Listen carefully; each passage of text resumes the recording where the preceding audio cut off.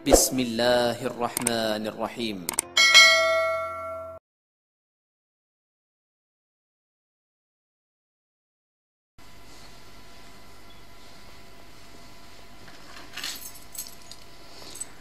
Bismillahirrahmanirrahim. Assalamualaikum warahmatullahi wabarakatuh. Alhamdulillah, alhamdulillahilladzi arsala rasulahu bil huda wa dinil haq liyudhhirahu 'ala dini kullih wa kafa billahi syahida. Asyhadu an la ilaha illallah wahdahu la syarikalah wa asyhadu anna Muhammadan abduhu wa rasuluhu la nabiyya ba'da. Allahumma salli wa sallim ala Muhammadin wa ala alihi wa sahbihi ajmain, amma ba'd. Terima kasih, alhamdulillah senantiasa kita panjatkan puji dan syukur kita kepada Allah Subhanahu wa taala. Di kesempatan pagi hari ini, hari Ahad, tanggal 11 April 2021 Miladiah, bertepatan dengan tanggal 28 Sya'ban 1442 Hijrah. Insyaallah saat-saat jelang Ramadan makin dekat di dalam kehidupan kita. Senantiasa kita berharap kepada Allah Subhanahu wa taala, wabaligna fi Ramadan, kita disampaikan ke dalam bulan suci Ramadan. Tidak lupa kita senantiasa mendoakan orang-orang terdekat dalam kehidupan kita, terutama tentu saja kedua orang tua kita yang masih hadir dalam kehidupan kita.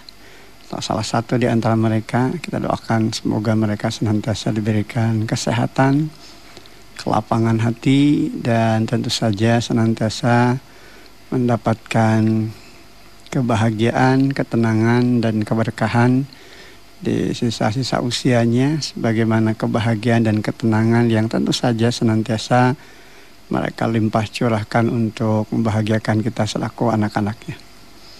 Untuk kedua orang tua kita atau salah satu di antara mereka yang kini sudah tiada, kita pun tidak lupa senantiasa mendoakan mereka senantiasa berada di dalam limpahan rahmat dan maghfirah Allah Subhanahu wa taala. Bela jasa, perjuangan dan pengorbanan mereka yang sangat luar biasa tentu akan senantiasa memberikan inspirasi berharga di dalam kehidupan kita untuk terus memberikan yang terbaik dari 4 hal yang sesungguhnya masih bisa kita lakukan sebagai seorang anak untuk kedua orang tua kita atau salah satu di antara mereka yang kini sudah wafat. Yang pertama tentu senantiasa mendoakannya, baik dengan melafazkan dari apa yang senantiasa kita panjatkan doa-doa kita setiap waktu, setiap saat. Demikian juga dengan perbuatan kita. Menjaga kebaikan-kebaikan yang senantiasa mereka lakukan. Ini adalah bagian dari kekuatan doa yang tentu akan senantiasa memberikan kemuliaan di dalam hidup dan kehidupan. Melanjutkan kebaikan-kebaikan mereka yang di masa hidup tentu mereka senantiasa membangun nilai hidupnya dengan investasi ibadah amal soleh. Demikian halnya juga menyambungkan tali silaturahim bagi sanak saudara, karib kerabat dan sahabat-sahabat dekatnya. Dan yang keempat tentu saja adalah melaksanakan amanah atau wasiat-wasiatnya manakala ada amanah atau wasiat yang disampaikannya, yang tentunya sepanjang tidak bertentangan dengan hukum Allah dan Rasulnya, maka tentu ini semua hendaknya bisa kita laksanakan sebagai bentuk cinta dan kasih sayang kita kepada kedua orang tua kita. Untuk sahabat-sahabat kita yang hari ini sedang berhadapan dengan begitu banyak masalah, begitu banyak ujian yang sudah hadapi, kita doakan semoga mereka mendapatkan jalan keluar terbaik dari setiap permasalahan yang dihadapi. Dan tentu saja senantiasa terbangun jiwa husnudzon, senantiasa berbaik sangka kepada Allah, betapa dibalik setiap ujian, dibalik setiap masalah yang dihadapi, sejatinya Allah Subhanahu wa taala senantiasa memberikan begitu banyak peluang, begitu banyak kesempatan terbaik agar apa yang dibangun di dalam kehidupannya tentu saja senantiasa menghadirkan begitu banyak kemuliaan dan keberkahan. Terima kasih. Di kesempatan pagi hari ini insyaallah tema kita bulan evaluasi, bulan koreksi. Bulan evaluasi, bulan koreksi. Ini terkait dengan amaliyah Ramadan yang sebentar lagi akan kita masuki.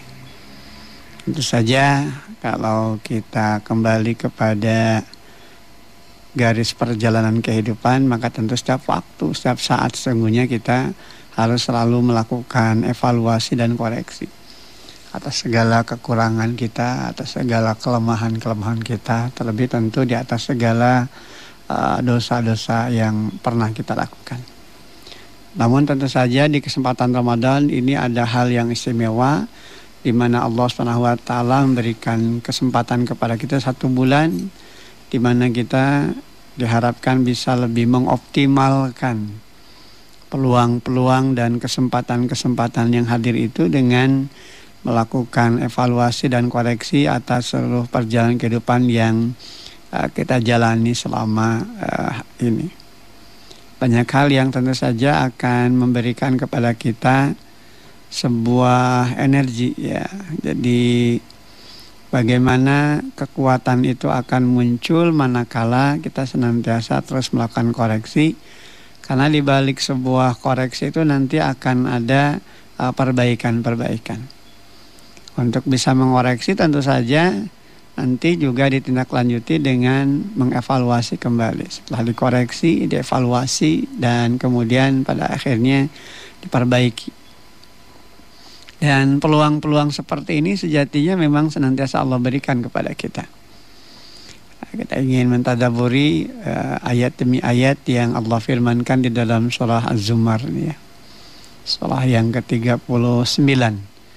Kita akan mulai dari ayat ke-53 ya, insyaallah hingga ayat yang ke-60 ya.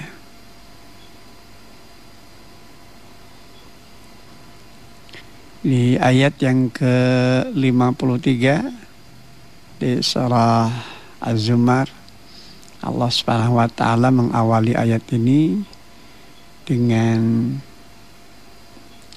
sebuah peluang ya. Bagaimana Allah Subhanahu wa taala senantiasa memberikan kesempatan terbaik agar kita tidak pernah berputus asa dari rahmat Allah. Bagaimana Allah SWT senantiasa akan mengampuni segala dosa, segala kesalahan, segala kekeliruan yang kita lakukan. A'udzubillahi minasyaitonirrajim. Qul ya ibadiyalladzina asrafu ala anfusihim la taqnatu mir rahmatillah. Katakanlah wahai hamba-hambaku yang melampaui batas terhadap diri mereka sendiri,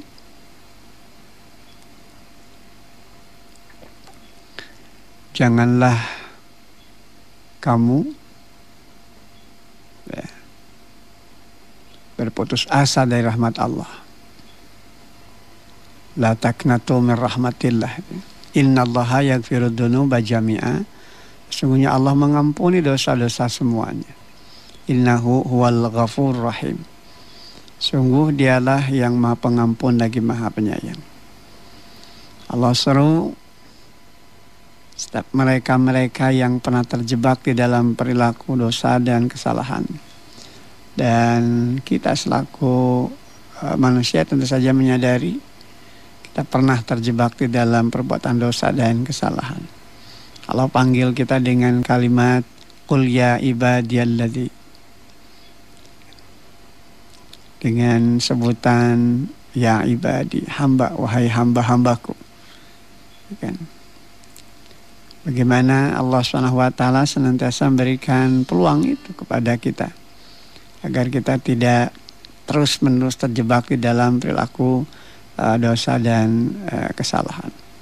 Agar kita betul-betul mampu menghadirkan setiap peluang dan kesempatan tersebut untuk kita hadirkan sebagai tolak ukur bagaimana perbaikan-perbaikan itu menjadi jalan bagi kita untuk mendapatkan rahmat dan maghfirah Allah Subhanahu wa taala. Ketika Allah Subhanahu wa taala menyeru kita dengan panggilan ya ibadi, ya ibadi, hai hamba-hambaku, itu kan. Artinya Allah Subhanahu wa taala tetap memberikan peluang-peluang kepada kita untuk bisa menghadirkan setiap langkah hidup dan kehidupan kita selalu berada di dalam kebaikan. La taqnatu mir rahmatillah. Janganlah kamu berputus asa dari rahmat Allah. Artinya Allah SWT masih selalu memberikan kesempatan terbaik di dalam kehidupan kita. Sekalipun banyak di antara kita yang pernah terjebak di dalam perilaku-perilaku yang melampaui batas terhadap diri mereka sendiri, begitu kan, dengan kaitan perilaku dosa, perilaku kesalahan-kesalahan yang dilakukannya. Sebab Allah adalah zat yang maha pengampun lagi maha penyayang. Innallaha yaghfirud dzunuba jami'a. Sungguhnya Allah mengampuni dosa-dosa semuanya. Innahu huwal ghafur rahim. Sungguh dialah yang maha pengampun lagi maha penyayang. Inilah bulan di mana kesempatan untuk bisa merasakan kasih yang Allah SWT ini makin terasa di dalam kehidupan kita.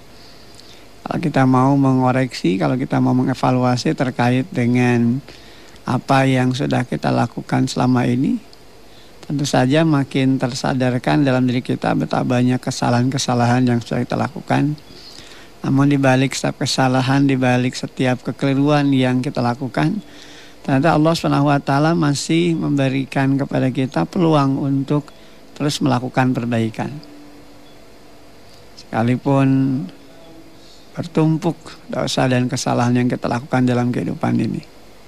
Namun tentu saja hal itu tidak menjadikan kita tertutup kesempatan untuk bertobat pada Allah. Allah masih buka. Sehingga kalimatnya sangat indah, innallaha yaghfirud dzunuba jami'a. Sesungguhnya Allah mengampuni dosa-dosa semuanya. Jadi tidak ada dosa-dosa yang tidak diampuni, semua diampuni. Ya. Ketika ada peluang, ketika peluang itu masih hadir dalam kehidupan kita, maka jangan disia-siakan. Karena itu termasuk dosa syirik gitu ya, kalau sempat ditobati, dalam arti ketika peluang-peluang itu ada, ya tentu saja ditambah dengan ada upaya untuk melakukan perubahan, mengikuti keburukan-keburukan yang pernah dilakukan dengan kebaikan, maka tentu Allah mengampuni. Yang dimaksudkan pada ayat tidak akan diampuni dosa syirik itu adalah manakala dia baru taubat di saat ketika ajal menjemput. Nah, ini kan juga sama halnya seperti yang pernah terjadi dalam kehidupan Fir'aun, ya kan? Dia juga di akhir hayatnya ketika kematian hampir jelang datang di dalam kehidupannya, dia juga mengakui tentang siapa Rabbnya, mengakui tentang siapa Tuhannya. Dan tentu saja ini adalah bagian dari sebuah pengakuan yang sia-sia, pengakuan yang rugi pada akhirnya. Kenapa? Sebab dia baru mau mengakui siapa Rabbnya, siapa Tuhannya di saat ketika kematian sudah ada di kerongkongannya. Maka ketika kita ada kesempatan, ketika kita ada peluang untuk melakukan perbaikan, ya cepat-cepat kita melakukan perbaikan. Senantiasa kita memahami, menyadari bahwa waktu tidak pernah menunggu. Ya, termasuk di dalamnya bahwa ajal yang terjadi dalam kehidupan kita, kematian yang senantiasa mengikuti kita, itu tidak pernah menunggu kapan taubat kita. Makanya ketika kita ada peluang, ada kesempatan untuk melakukan perbaikan, ya cepat-cepat kita lakukan perbaikan. Jangan dinanti-nanti. Sebab kita tidak pernah tahu apa yang bakal terjadi di hari esok gitu kan. Ya, jangankan untuk di hari esok gitu kan, selalu saya sampaikan. Jadi sejam yang ke depan saja kan kita tidak pernah tahu. Oleh karena itu apa yang menjadi bagian kasih sayang Allah SWT lewat hadirnya Ramadan, hendaknya kita optimalkan. Namun tentu saja kita juga menguatkan dengan doa kita, balighna fi Ramadan, dan sampaikan kami ya Rabb ke dalam bulan Ramadan. Sebab kita tidak pernah tahu apakah peluang itu masih hadir dalam depan kita, walaupun mungkin hanya tinggal berapa hari ke depannya. Insya Allah kalau tidak ada aral melintang, hari Selasa itu kita sudah melaksanakan amalia Ramadan. Ketika Allah SWT menghendaki jatah usia kita hanya sampai hari ini, ya tentu tidak ada yang bisa menahan. Karena itu ya kita selalu bermohon kepada Allah SWT agar peluang-peluang yang hadir dalam kehidupan kita ini bisa menjadi jalan bagi kita untuk bisa sampai ke dalam bulan suci Ramadan. Sehingga kesempatan bagi kita untuk melakukan evaluasi, melakukan koreksi. Dan pada tahap berikutnya terus kita lakukan perbaikan-perbaikan terkait dengan jalan hidup yang kita lakukan. Maka disinilah sesungguhnya kita akan mendapatkan banyak kemuliaan dalam kehidupan. Ketika kesempatan itu betul-betul kita jalankan. Tapi inilah bulan kasih sayang Allah SWT. Dalam 11 bulan perjalanan waktu yang kita lewati, sejak bulan Syafar hingga bulan Sya'ban gitu kan, dari mulai Muharram ya, Muharram, Syafar sampai kemudian Sya'ban itu kan hitungan ada 11 bulan. Nah, ketika kita mulai Ramadan, artinya dalam bentangan 12 bulan itu Allah tempatkan 1 bulan bagi kita untuk melakukan perbaikan-perbaikan. Yang 11 bulan itu banyak hal yang sudah kita lakukan, yang kalau kemudian kita secara jujur melakukan evaluasi, koreksi, banyak hal yang tentu saja telah menjadi sebab terjebaknya kita dari segala bentuk perbuatan dosa, hingga seringkali menghalangi pintu keberkahan di dalam kehidupan kita.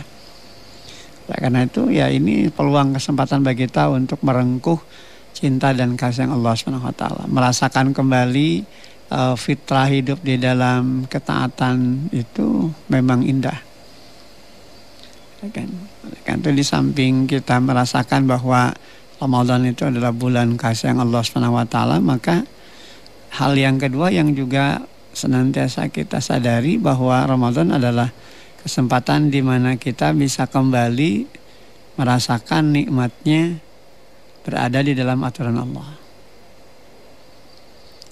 Ini kan sering terlupakan, sering terlewatkan di dalam kehidupan kita karena mungkin karena rutinitas kesibukan kita dengan dunia.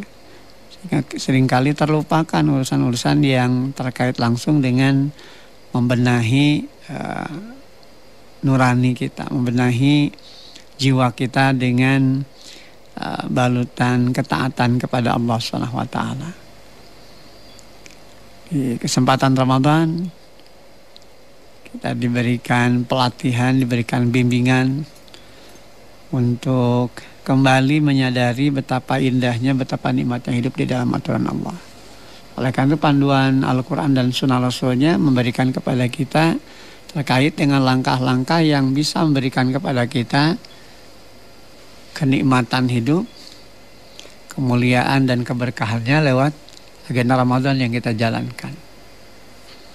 Kumandang azan yang mungkin selama ini dianggap sebagai hal yang biasa, di bulan Ramadan justru menjadi hal yang sangat luar biasa. Apalagi kalau sudah terdengar kumandang azan maghrib. Ada semacam medan magnet ya di dalam kehidupan kita ini, yang kemudian menjadikan kita merasa demikian luar biasa kasih sayang Allah SWT. Sehingga kita hidup di dalam ketaatan, menunggu saat tibanya azan maghrib berkumandang, di mana di situ menjadi saat-saat yang membahagiakan kita. Dan ini yang memang dijanjikan oleh Rasulullah SAW. 2 perkara yang senantiasa nanti akan menjadi kebahagiaan bagi setiap pribadi muslim yang tentu hidup di dalam ketaatan kepada Allah. Yang pertama, kebahagiaan tatkala dia berbuka saum gitu kan. Dan yang kedua saat dia bersua dengan Rabbnya. Nah, 2 perkara ini yang memang senantiasa Rasulullah SAW ingatkan kembali agar untuk bisa mendapatkan kebahagiaan itu tentu saja nilai ketaatan yang harus kita bangun di dalam kehidupan kita. Maka di ayat ke-54 kita juga dibimbing, diarahkan oleh Allah SWT untuk kembali kepada apa yang menjadi bagian dari harapan kita dengan hidup dalam ketaatan. Sebab dengan kembali kepada aturan Allah dan Rasulnya, maka tentu saja kita akan mendapatkan apa yang menjadi bagian harapan-harapan dalam kehidupan kita, berserah diri kepada Allah. Dan jangan sampai kemudian baru kita menyadari akan pentingnya kembali kepada aturan Allah di saat itu telah terjadi kematian dalam kehidupan kita. Maka ini menjadi perkara yang sia-sia. Kan kalau kita menyesali juga tidak berguna. Wa anibu ila rabbikum wa aslimu lahu min qabli ayyatiyakumul adzab thumma la tunsarun. Dan kembalilah kamu kepada Tuhanmu dan berserah dirilah kepadanya sebelum datang azab kepadamu, kemudian kamu tidak dapat ditolong. Jadi pendengar asik, kembali kepada Allah itu dalam makna taati aturan-aturannya. Maka bagi mereka-mereka yang menerima seruan ini, dengan bertobat kepada Allah, percaya dengan sepenuh hatinya kepada keluasan rahmat dan ampunan Allah, maka Allah Subhanahu wa Ta'ala pun memerintahkan agar mereka benar-benar kembali kepada jalan yang lurus yang telah Allah berikan dari setiap bentangan waktu di dalam kehidupan. Berserah diri kepada Allah, kemudian hanya bernaung di dalam lindungan Allah Subhanahu wa Ta'ala. Oleh karena itu Allah Subhanahu wa Ta'ala akan memberikan begitu banyak karunia pada mereka yang memang bersegera untuk kembali kepadanya, hidup dalam ketaatan. Ketika sadar bahwa dia terjebak dalam dosa, maka tentu yang dilakukan adalah bersegera mohon ampun kepada Allah. Tadi kan dinyatakan wasari'u ila magfiratim mir rabbikum wa jannatin arduhas samawati wal ardh uiddat lil muttaqin.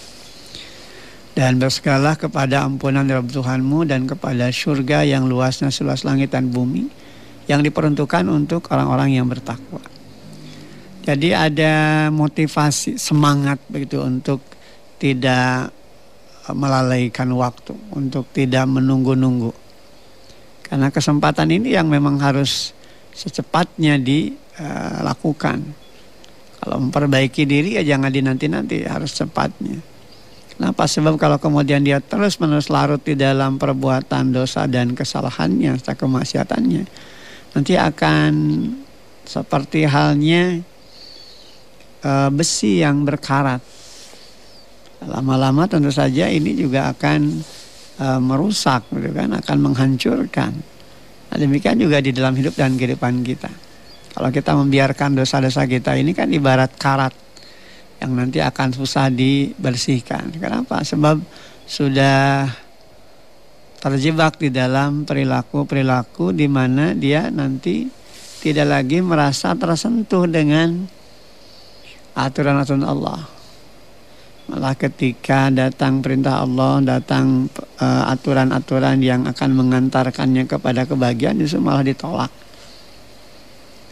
didustakan, ditentang, bahkan menantang begitu ya untuk mendapatkan azab Allah Subhanahu wa Ta'ala. Wa na'udzubillah min dzalik.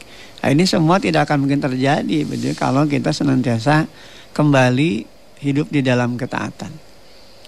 Maka kembali kepada tema kita tadi, Ramadan itu adalah bulan evaluasi, bulan koreksi untuk sebuah perbaikan.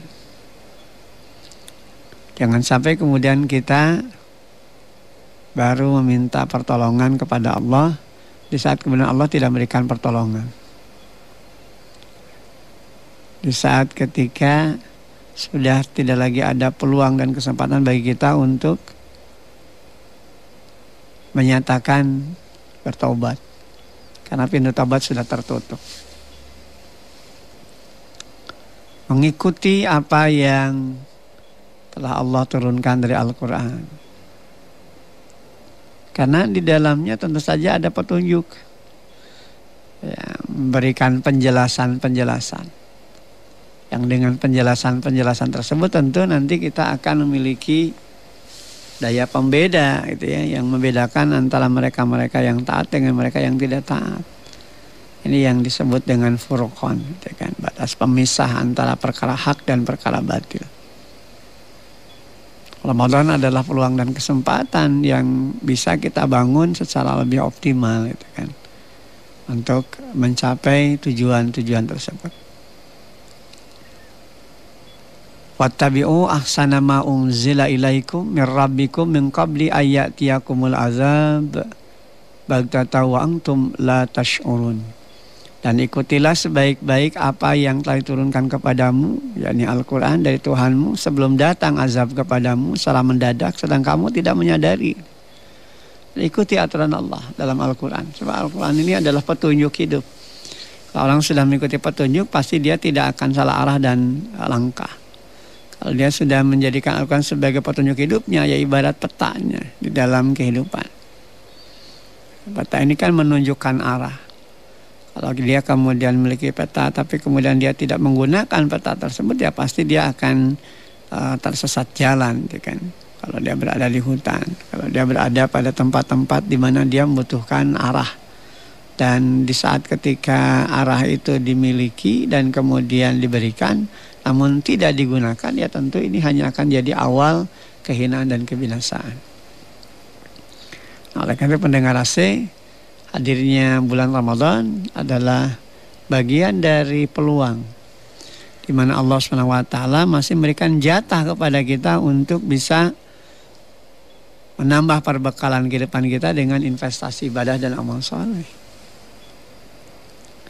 Ya, jadi inilah yang memang harus senantiasa kita lakukan, yang harus senantiasa bangun di dalam kehidupan kita. Yang kedua tentu saja bagaimana menghadirkan Al-Quran sebagai pedoman, membimbing kita apa sih yang harus kita lakukan dalam hidup ini. Maka tentu kita mengikuti dari Al-Quran dan sunnah Rasulnya. Bagaimana halnya ketika ada larangan yang Allah sampaikan melalui Al-Quran, maka dia akan semakin berupaya untuk berhindar dari segala bentuk perkara yang dilarang oleh Allah SWT. Jangan sampai dia terjebak untuk larut di dalam dosa dan kesalahannya. Kenapa? Karena dia sudah memiliki pedoman dari apa yang Allah berikan. Dan tentu saja juga Al-Quran akan menghadirkannya sebagai jalan cahaya di dalam kehidupan. Ibarat pelita di kegelapan malam. Maka pelita atau cahaya itu sangat dibutuhkan untuk menerangi jalan dari apa yang sedang dia tempuh. Nah, demikian juga hanya hidup dan kehidupan kita. Kalau kita sudah mendapatkan petunjuk, kita sudah mendapatkan pedoman, kita sudah mendapatkan jalan cahaya, maka hidup dan kehidupan kita ini tidak akan merugi, kan? Kenapa? Sebab di saat kita hidup tidak asal hidup, di saat kita makan tidak asal makan, di saat kita minum tidak asal minum, di saat kita melakukan berbagai bentuk aktivitas, maka aktivitas yang kita lakukan juga tidak asal-asalan. Jadi betul-betul diperhatikan, betul-betul dievaluasi, ya, bagaimana kita melakukan setiap langkah kehidupan kita agar tidak terjebak di dalam dosa dan kejahatan serta kemaksiatan. Sebab ini yang hanya akan merugikan kita, ini yang nanti akan merusak bahkan membinasakan. Dengar apa yang nanti akan kita lewati di kesempatan Ramadan, tentu saja senantiasa kita berharap pada Allah agar kita termasuk di dalamnya. Menjadi tuan rumah yang baik tatkala tamu itu datang di dalam kehidupan kita. Sebab kalau kita umpamakan Ramadan juga sebagai bulan kompetisi, sebagai bulan pelatihan, bahkan bulan untuk berkompetitif, ya bertanding, ya sama halnya seperti sebuah olimpiade, begitu kan. Olimpiade yang dimaksudkan ini adalah olimpiade takwa, ya. Jadi lewat Ramadan itu kan ada sebuah kompetisi hidup. Karena bagian dari sebuah perintah di sisi Allah SWT melewati amalia saum Ramadan itu diharapkan bisa melahirkan lulusan-lulusan terbaik, ya kan, dari mereka-mereka yang memiliki predikat takwa, ya kan.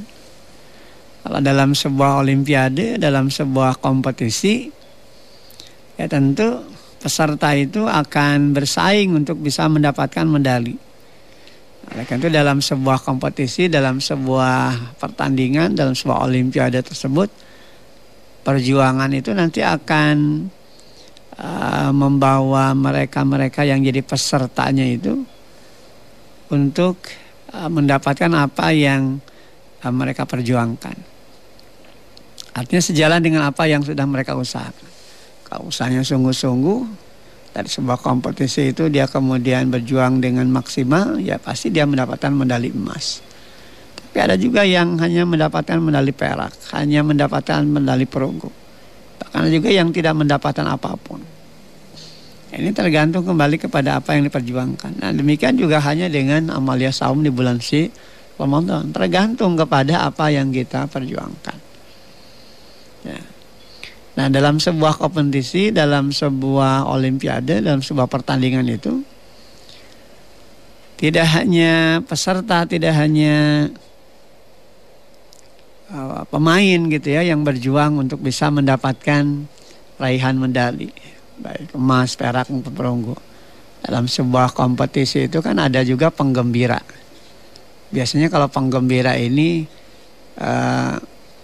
memposisikan diri sebagai orang yang seolah-olah dia lebih paham, dia lebih mengerti, dia lebih tangguh, lebih hebat dari sang pemain. Coba kita perhatikan dalam permainan bola. Kalau sedang nonton bola, ketika para pemain bola sedang mengecoh bola dan kemudian gagal masukkan bola ke gawang lawannya, itu kan kadang-kala yang namanya penggembira, penonton itu kan berteriak-teriak. Kadang-kadang keluar kalimat-kalimat yang tidak sepantasnya.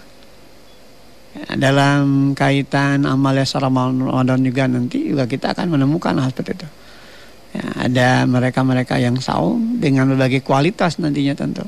Tapi ada juga mereka-mereka yang ya kata orang Sunda riweuh ya Mas Wahyu. Ada yang diistilahkan penggembira. Ya, saumna henteu tapi asa pangriweuhna saat jelang buka saum. Saat jelang hari raya pangriweuhna seakan-akan dia ikut dalam sebuah kompetisi, ikut dalam sebuah olimpiade, dalam sebuah pertandingan. Ada yang namanya Idul Fitri itu ya tentu saja kemenangan itu hanya bagi mereka-mereka yang melaksanakan saum di bulan Ramadan.